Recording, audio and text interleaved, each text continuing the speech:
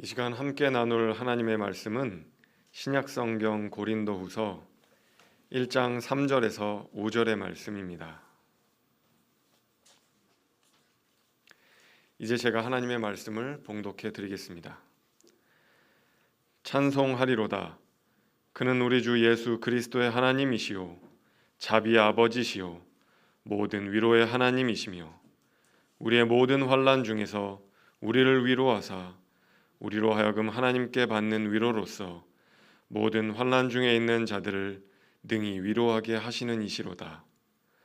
그리스도의 고난이 우리에게 넘친 것 같이 우리가 받는 위로도 그리스도로 말미암아 넘치는도다. 아멘.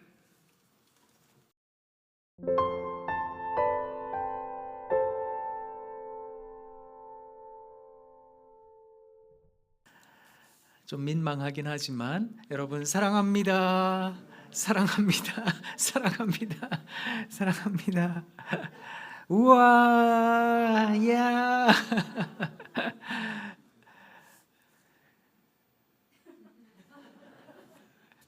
아이고, 보고 싶었습니다. 잘 지내셨지요? 한 달 만에 또 여러분 뵙게 되었는데요. 연초에 확진자와 밀접 접촉자가 되었다. 그래서 저도 자가격리라는 걸 했습니다. 방 안에서 한 마리 웅크린 짐승처럼 방문 앞에 놓아둔 음식을 문 살짝 열고 갖고 들어가서 먹으면서 마음 졸이면서 계속 있었는데 다행히 하나님 잘해주셔서 별 탈 없이 잘 지나가기는 했는데 여러분 뵙고 싶었습니다. 우리가 살아가면서 여러 가지 어려운 일들이 많이 있기도 하고 느닷없이 또 당황스러운 일들을 경험하기도 하지만 그래도 하나님 주시는 평강과 위로가 우리들에게 가득하길 원합니다. 이곳 하나님의 가버나움 위로의 장소에서 하나님 주시는 위로가 여러분들에게 넘치시기를 부탁드립니다. 살아가면서 여러 가지 우리가 삶의 기준과 또 어떻게 지내야 될까라고 하는 생각을 할 때가 참 많이 있는데 그리스도인이라면 어떻게 지내야 되는 걸까? 하나님 믿는 사람으로서 어떻게 살아야 되는 것일까? 그것을 가끔 생각해 보기도 합니다. 그러면 하나님 믿는 사람으로서 살아가는 삶의 자세와 이 세상을 살아가는 삶의 자세가 많이 다른 건 아닐까? 그런 생각을 할 때가 많은데요. 오늘 여러분들과 함께 위로라는 단어를 생각하면서 그 부분에 대해서 잠깐 생각을 좀 나누고자 합니다. 오늘 우리가 함께 봉독한 하나님의 말씀은 고린도 후서에 있는 말씀인데 고린도 교회가 문제가 많았더랬습니다. 박해를 피해서 디아스포라 된 그리스도인들이 고린도라고 하는 지역에 정착해서 살면서 그곳에서 새로 예수님 믿게 된 그리스도인들과 함께 잘 지내면 괜찮은데 여러모로 각양각색의 파당이 만들어지면서 분쟁이 잦았거든요. 그래서 바울이 고린도로 보내는 첫 번째 편지 고린도전서라는 걸 씁니다. 그리고 나서 교회가 많이 안정이 된 겁니다. 왜냐하면 그의 동역자, 바울의 아주 친했던 동역자 디도라는 사람을 고린도로 파송했거든요. 그래서 이 디도라는 사람이 고린도 교회를 잘 목회를 했습니다. 그러다 보니까 교회 문제가 많이 해소가 되기도 했어요. 그런데 이 디도의 이야기를 또 듣게 된 겁니다. 그게 뭔가 하면 우리 성도들이 고난이 많습니다. 어려움이 많습니다. 그런 얘기를 또 듣게 된 겁니다. 그래서 바울이 두 번째 편지를 써야 되겠다 이렇게 생각을 하고 쓴 게 고린도 후서인데 이 고린도 후서에는 별칭이 하나 있습니다. 그게 뭔가 하면 바울의 간증문이라고 하는 별칭입니다. 우리가 성경 일람표에 따라서 쭉 성경을 읽어 나가기도 하지만 사랑하는 성도님들께 그저 권면드리고자 하는 것은 주중에 고린도 후서에 있는 말씀을 한번 찬찬히 읽어보시면 좋겠다는 겁니다. 그러면 바울이 어떤 심정이 있었구나, 어떤 간증이 있었구나 라고 하는 것을 여러분들이 아마 잘 아실 거다 이렇게 생각을 하는데요. 한번 찬찬히 읽어보세요.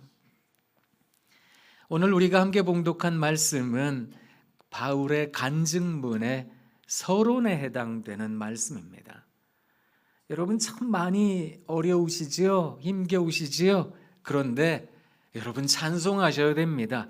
우리 하나님께서는 자비의 하나님이십니다. 우리 하나님께서는 위로의 하나님이십니다.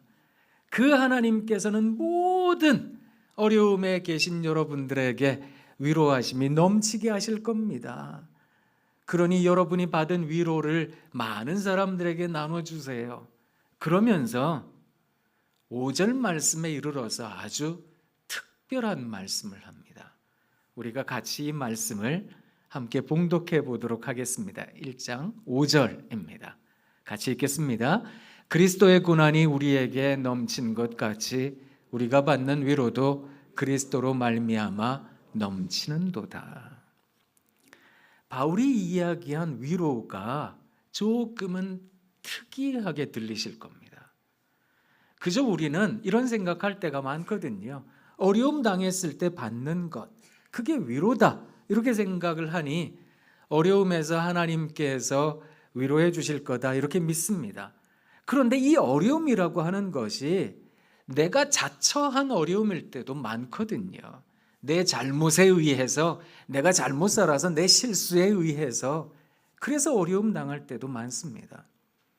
물론 하나님께서는 그때도 우리 모두에게 위로하심을 더해 주실 줄 믿습니다. 그런데 이 말씀이 우리들에게 무엇을 말하는가 하면 한 걸음 완전히 다른 부분에 대해서 바울이 권면을 하고 있는 겁니다. 여러분 그리스도의 넘치는 위로를 받고자 하십니까? 그렇다면 그리스도의 고난에 참여하셔야 됩니다. 그렇게 말을 하고 있다는 겁니다.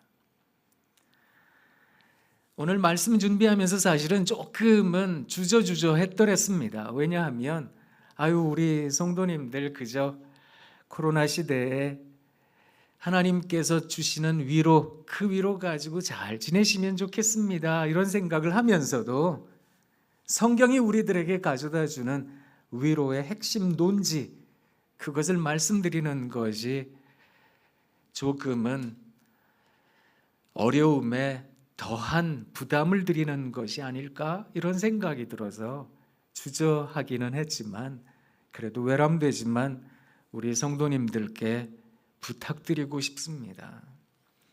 우리가 살아가는 삶의 관점을 조금 바꾸어야 되겠습니다. 생각을 조금 바꾸어야 되겠습니다.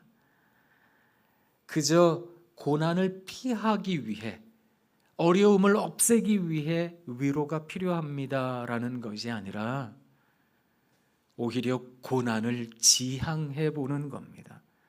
그리스도로 인하여 받는 고난을 즐거워해 보는 겁니다. 그리고 오히려 한번 힘든 곳으로 가보지요 조금 더 어려워져 보지요 그런 마음 가운데 그리스도의 넘치는 위로가 여러분들에게 가득할 줄 믿습니다. 제가 여러분들에게 시 한 편 읽어드릴게요. 혹시 등산 좋아하세요? 관절이 안 좋아서 잘 좋아하긴 하지만 잘 못 가요 그러시는 분들도 많으실 테지만 저희 학교는, 제가 지금 일하고 있는 학교는 광장동에 있거든요. 아차산 자락에 있습니다. 신학교가.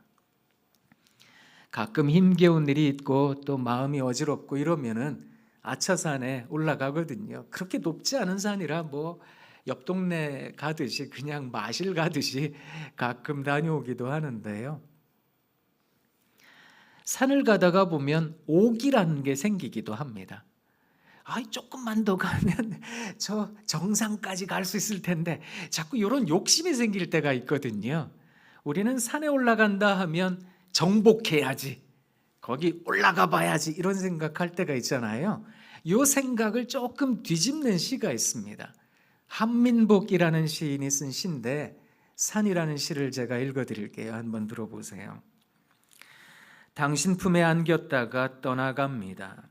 진달래꽃 술렁술렁 배웅합니다. 앞서 흐르는 물소리로 길을 열며 사람들 마을로 돌아갑니다. 살아가면서 늙어가면서 삶에 지치면 먼 발치로 당신을 바라다보고 그래도 그리우면 당신 찾아가 품에 안겨보지요. 그렇게 살다가 영 당신을 볼 수 없게 되는 날 당신 품에 안겨 당신이 될 수 있겠지요. 시는 산을 정복의 대상이라고 말하는 게 아니라 품어주는 대상입니다. 이렇게 이야기를 하는 것 같습니다. 그래서 올라가는 사람들을 얘기하는 게 아니라 내려가는 사람들부터 얘기를 하고 있거든요. 술렁술렁 진달래 배웅하는 길 따라 시냇물 따라 사람들 내려옵니다. 이렇게 얘기를 합니다. 사랑하는 여러분, 그리스도를 믿음으로 신앙을 가짐으로 우리에게 있는 부담감, 그래서 때로 우리가 경험해야 되는 손해, 그리고 때로 우리가 맞닥뜨려야 하는 어려움, 어쩌면 그 안에 위로가 있는 것은 아닐까, 그 안에 푸근함이 있는 것은 아닐까. 왜냐고요? 사랑하는 여러분, 생각해 보십시오. 우리가 믿는 하나님을 우리는 창조주 하나님이라 그렇게 고백을 합니다. 그렇다면 창조주 하나님께서는 어떤 곳에서 일하실까요? 우리 하나님 창조주 하나님이시니까, 전지전능하시니까, 무소부지하시니까 어디서나 일하실 겁니다. 그러니 어떤 특정 장소에서만 일하신다라고 말씀할 수는 없겠습니다. 그러나 우리 창조주 하나님께서 조금 더 일하시는 곳은 어디일까? 이건 생각할 수 있지 않겠습니까? 어디에서 조금 더 역사하실까? 그 장소는 아무래도 어둠의 장소가 아닐까, 혼돈의 장소가 아닐까. 창세기 1장에서 우리 하나님 천지를 창조하셨습니다. 창조되기 바로 직전의 세상이 흑암이 깊음 가운데 있었고 땅이 혼돈했던 겁니다. 그곳에서 하나님께서 창조하셨습니다. 창조는 아무것도 없는 것에서 해야 되는 거 아니겠습니까? 그러니 아무것도 없어요. 아무것도 안 보여요. 이게 창조의 공간이 아니겠습니까? 그 하나님께서 이 땅에 오셨습니다. 우리들의 메시아 예수 그리스도. 그는 죄인들을 만나셨습니다. 어쩌면 깜깜한 동굴에 있는 듯 여겨지는 가난한 사람들을 만나셨습니다. 어쩌면 세상이 다 혼란스럽다라고 이야기할 수밖에 없는 그런 죄인들 틈바구니에 계셨습니다. 그 예수 그리스도께서 더 많이 일하셨던 장소를 생각해 보면 아무래도 우리 하나님 창조의 하나님이시다, 우리가 믿는 삼위일체 하나님은 어려움 가운데 역사하시는 하나님이시다, 이런 생각을 합니다. 그래서 마른 눈으로는 세상은 또렷하게 보이지만 하나님은 잘 안 보이시는 것 같습니다. 젖은 눈으로는 세상은 흐릿하게 보이지만 하나님은 더욱 또렷하게 보이시는 것이 아닐까. 그러니 사랑하는 성도님, 어쩌면 우리가 받는 고난, 아픔, 힘든 것, 어려움, 상처, 컴플렉스, 이거 없애려고 하는 것보다 그 안에서 넘치는 위로를 받아 누리실 수 있는 여러분들 되시면 참 좋겠습니다. 생각을 완전히 바꿔야 되는 건 아닐까, 그런 생각을 하는데요. 저도 학생들을 만나면서 가끔 그런 생각하거든요. 일전에도 한 학생을 만났는데 이 학생이 그러더라고요. 저는 공부도 잘 못하고요. 그러니 앞으로 어떤 직장 갈지도 모르겠고 결혼도 어떻게 할지도 모르겠고 아니 그래도 너는 착하잖아. 지금 욕하십니까? 저한테 그러더라고요. 요새는 착하면 그거 바보 천치라고. 착해서 어떻게 살아요? 이렇게 얘기를 해요. 가슴이 아팠습니다.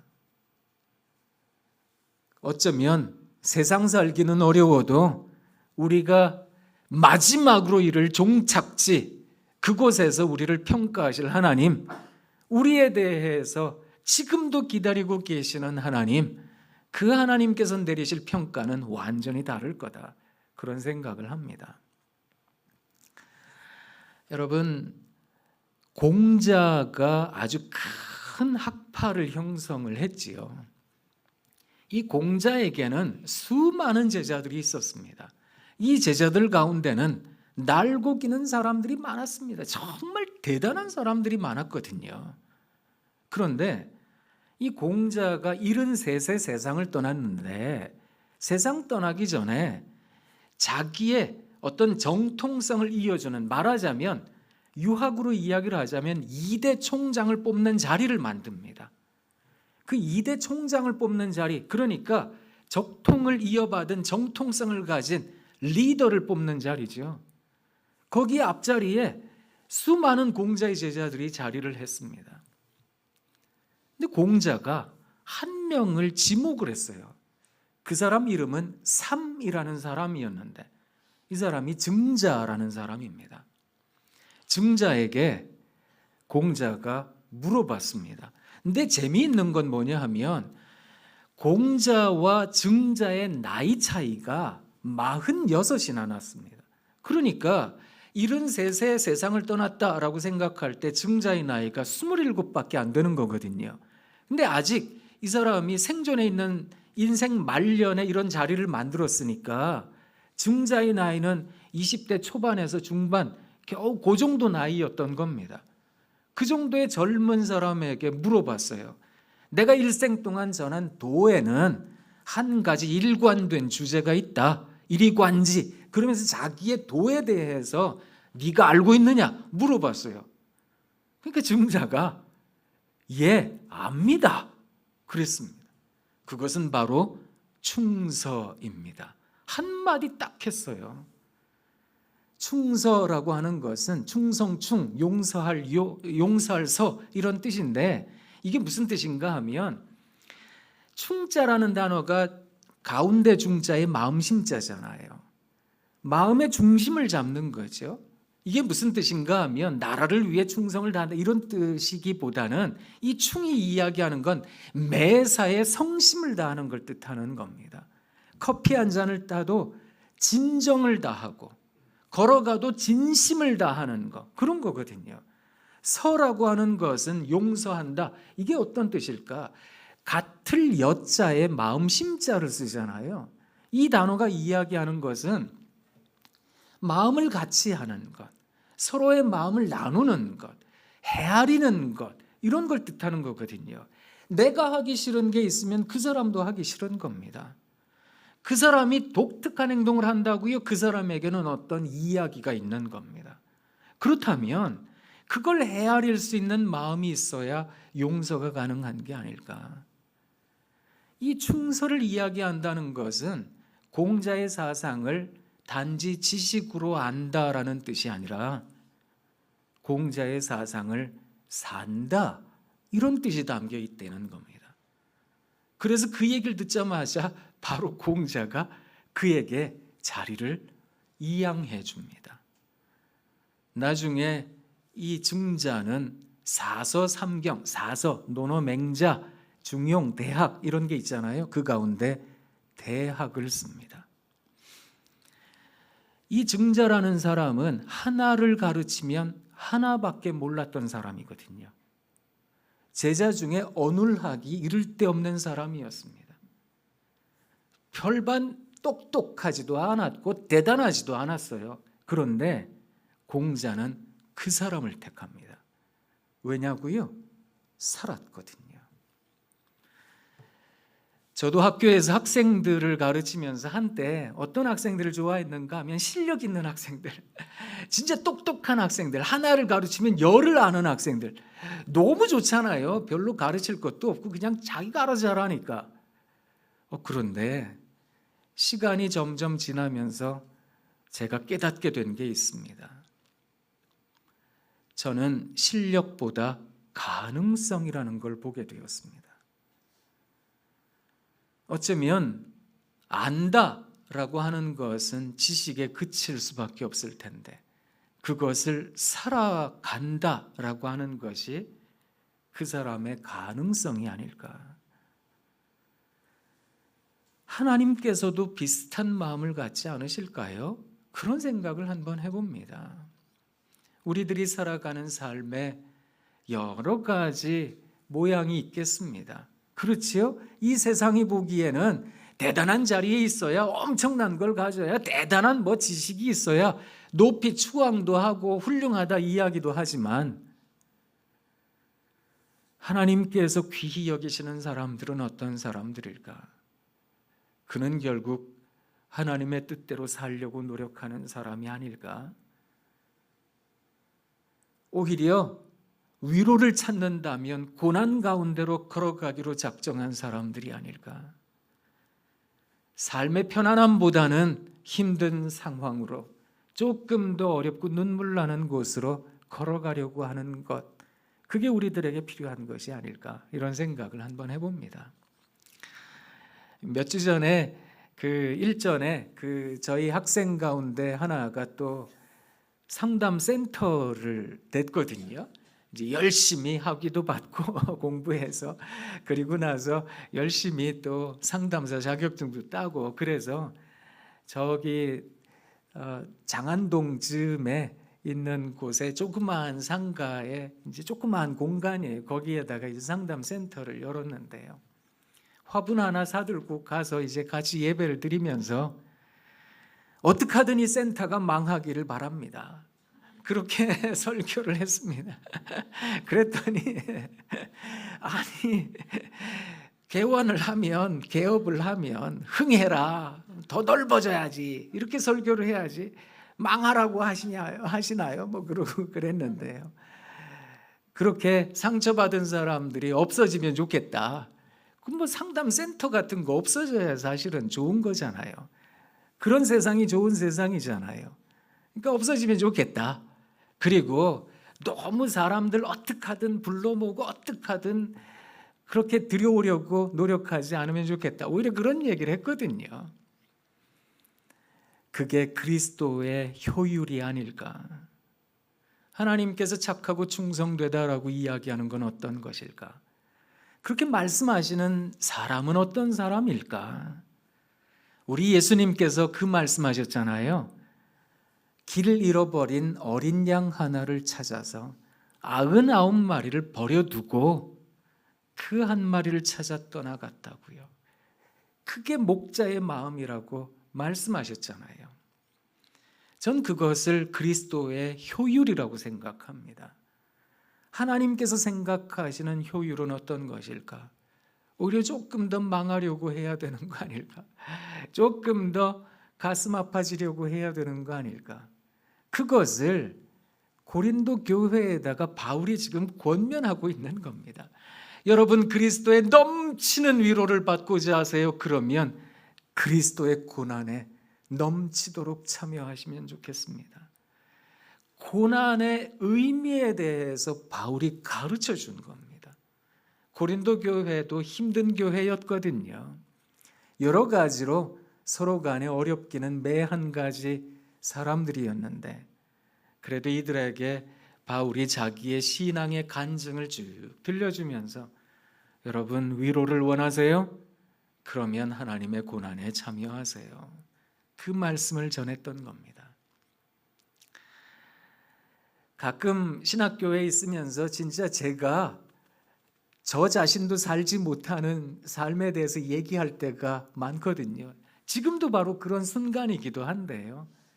저도 편한 거 좋아하거든요. 저도 좋은 자리 가는 거 원하거든요. 그런데 그러면서도 이런 말씀을 전해요. 그런데 이 말씀을 살아내는 제자들 때문에 사실은 제가 깜짝깜짝 놀랄 때가 있거든요. 제가 사진을 하나 좀 보여드릴 텐데, 황점곤, 이옥주 목사님 부부입니다. 두 분 다 목사님이세요. 딱 보시기에 제 제자라고 이야기하기에 훨씬 더 나이가 들어 보이시죠? 근데 나이도 더 많으세요, 저보다. 근데 늦깎이 신학생으로 신학교 졸업해서 목사 안수를 받고 열심히 사역하고 계시는 두 분인데요.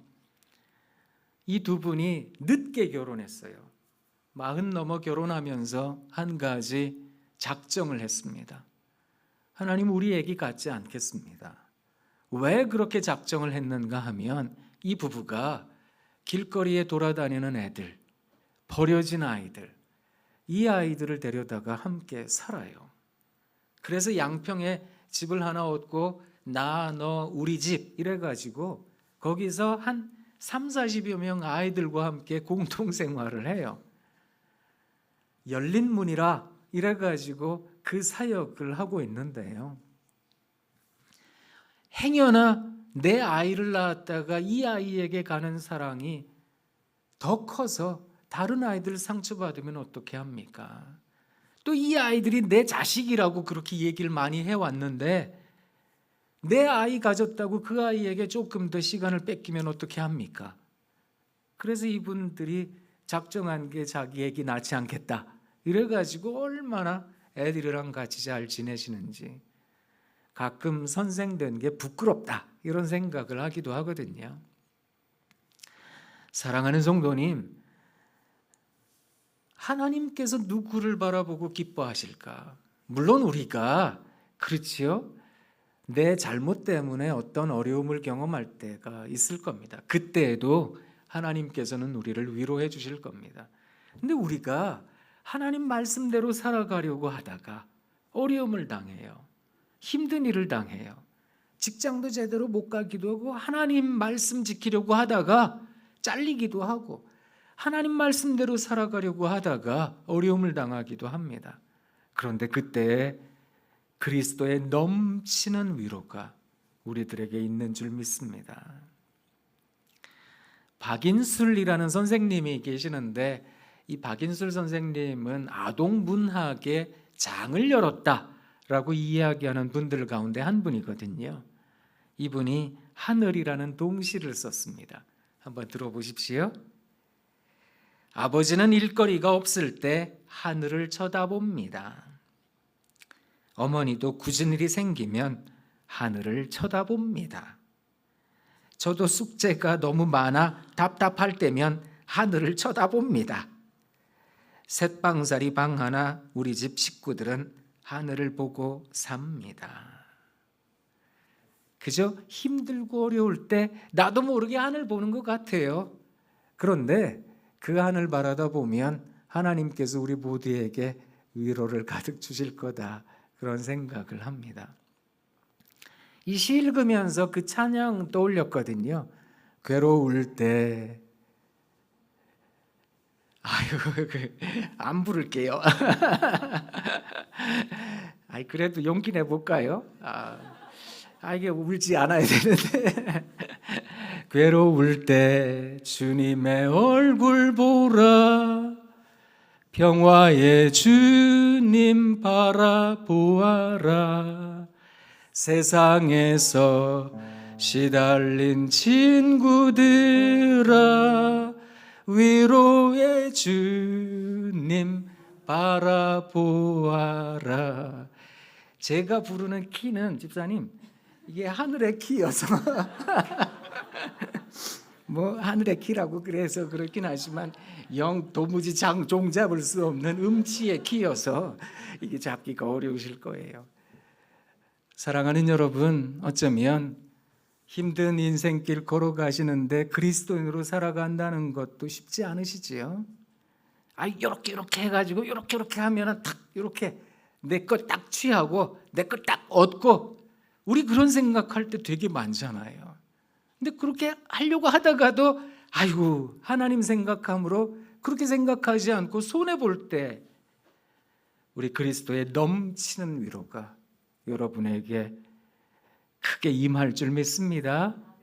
그렇게 살아내는 우리 성도님들 다 되시면 참 좋겠습니다. 기도하겠습니다. 하나님 참 고맙습니다.